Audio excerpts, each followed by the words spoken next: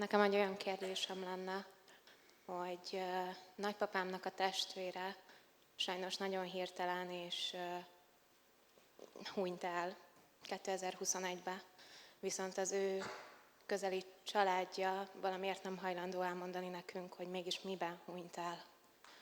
És ez borzasztóan aggatja, vagy agasztja a családot. Mert hogy a körülmények nem tisztázottak? Így van.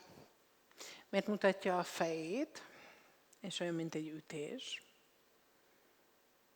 Mi arra tippeltünk, hogy ez történhetett vele. Itt a válasz. És azt lehet tudni, hogy az az ütés Egy embertől jött? férfitől származott.